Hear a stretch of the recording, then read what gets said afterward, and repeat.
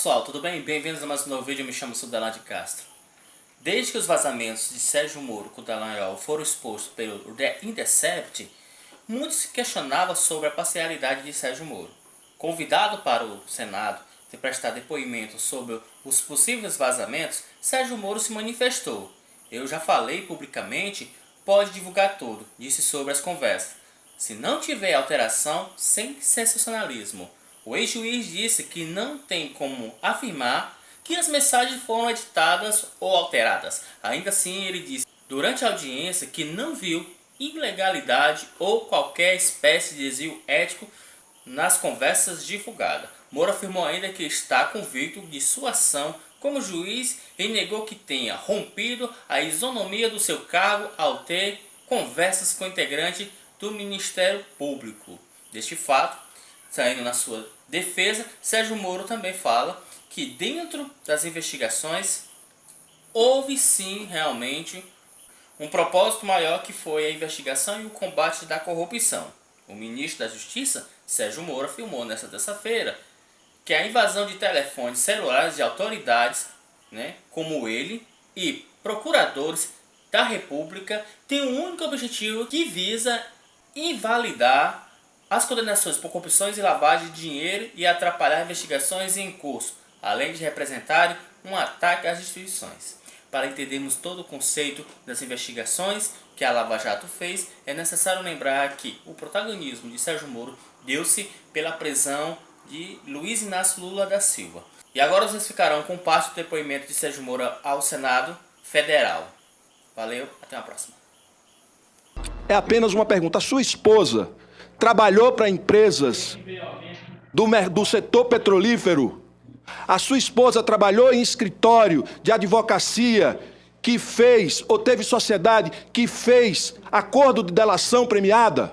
Eu não estou acusando. Quem acusou, sem provas, o presidente Lula foi Vossa Excelência.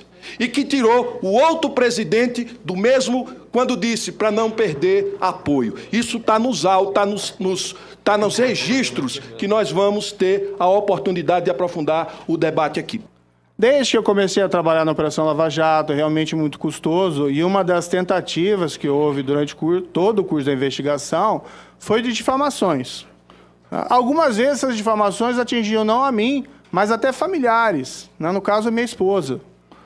A minha esposa ter advogado para a empresa internacional, eu sei que tinha lá um fake news lá que teria advogado para a Shell, então era todo um plano de destruição da Petrobras para que a malvada Shell chegasse aos nossos campos de petróleo. Assim como surgiu a história da CIA, que o ministro Moro, o juiz Moro, era um agente da CIA disfarçado para destruir as estatais brasileiras. E são todas fantasias. Está em jogo o debate sobre a conduta de Vossa Excelência como magistrado à frente daquela operação. Eu quero me ater ao conteúdo. Vossa Excelência vai pedir a Dallagnol para ele dar esse celular para confirmar essas conversas ou não? Perguntar para ele sobre uma denúncia acerca de um ex-presidente da República e dizer a ele que não deveria ir à frente porque isso podia prejudicar politicamente? Não é possível que Vossa Excelência não se lembre disso. Pelo amor de Deus. Então Vossa Excelência pode agora dizer se aquele áudio é verdadeiro ou não. É verdade que Vossa Excelência fez aquilo ou é mentira? E aqui para frente eu quero dizer, Vossa Excelência caracterizou-se por dizer que era imparcial, que não era seletivo, que investigava os fatos e não as pessoas, que a lei é para todos. Vossa Excelência estimulou o Ministério Público a prevaricar. Vossa Excelência obstruiu a justiça. Vossa Excelência estava a serviço de um projeto político. Eu não posso afirmar autenticidade, já disse, mais de uma vez, porque eu não tenho essas mensagens. Eu não tenho como recuperar essas mensagens. Qualquer juiz, conversando com um advogado, ou com um procurador, ou com um policial, pode afirmar, fazer esse tipo de afirmação com absoluta correção. No caso mencionado aí do ex-presidente, da mesma forma, o site divulga, o juiz interferiu, obstaculizou, obstruiu. O caso não era meu. O caso nunca passou pelas minhas mãos. Como é que eu interferi em alguma coisa? Como é que eu fiz alguma coisa? Qual que é a prova que eu fiz alguma coisa em relação àquele tipo de mensagem? Agora, o site divulga com todo aquele sensacionalismo como se tivesse alguma obstrução, interferência indevida da minha parte. Tenha a humildade, primeiro, de pedir a sua demissão do Ministério da Justiça. Não cabe uma pessoa com as acusações graves como essa ser o chefe da Polícia Federal. E segundo, peça desculpa ao povo brasileiro. Senador, desculpe, as afirmações são bastante ofensivas, eu vou declinar de responder. Então, esse tipo de comunicação, essas supostas mensagens ali que foram divulgadas, se inserem num contexto de uma gigante operação, que foi a Lava Jato, difícil, custosa, que envolveu muitos atos processuais, que se estendeu por 4 anos. Eu tenho absoluta certeza da correção das mensagens que eventualmente tenho trocado com qualquer pessoa, com qualquer que seja, assim como eu tenho absoluta tranquilidade em relação aos meus atos como juiz. A minha percepção, com base naqueles fatos que já mencionei, é que é um grupo criminoso organizado, não é?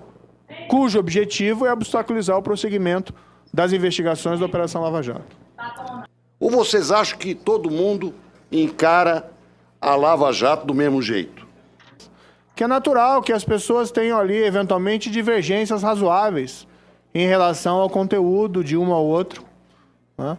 Nós temos um sistema judicial de erros e acertos que serve exatamente para isso, para eventual correção de eventual decisão equivocada. Mas, assim, a linha geral das decisões foi sempre no sentido da aplicação imparcial da lei.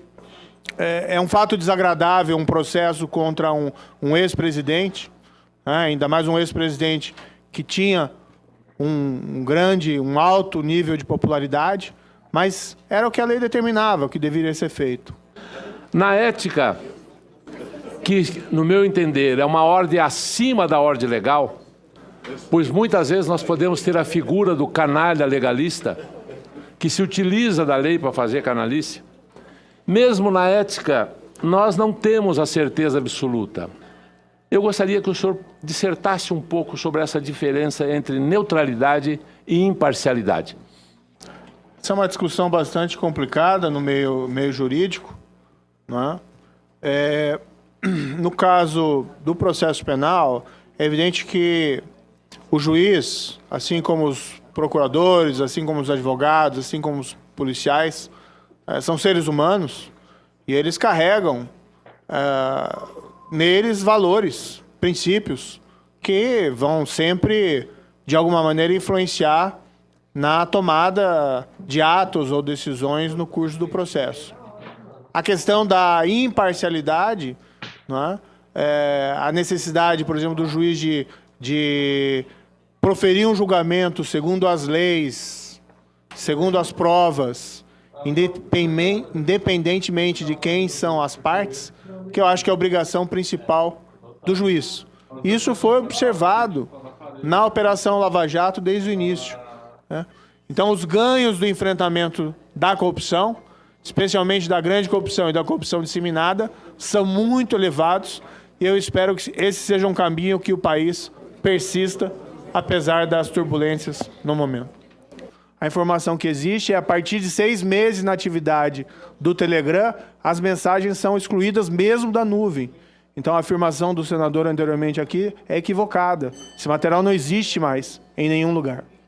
Claro que a corrupção não é o principal problema do país, né? Diante de todas as carências que nós observamos, inclusive no campo mesmo da segurança pública, mas é evidente que a corrupção também compromete a nossa capacidade de adotar políticas públicas eficientes em áreas como educação, saúde, infraestrutura e até mesmo na segurança pública. A questão do ministro Fux, concordo com a posição dele, já manifestei pessoalmente meu apreço pessoal pelo ministro Fux, eu acho que é um grande ministro, assim como vários outros grandes ministros do Supremo Tribunal Federal. Sim, os juízes têm que ser imparciais e eu fui imparcial durante a Operação Lava Jato.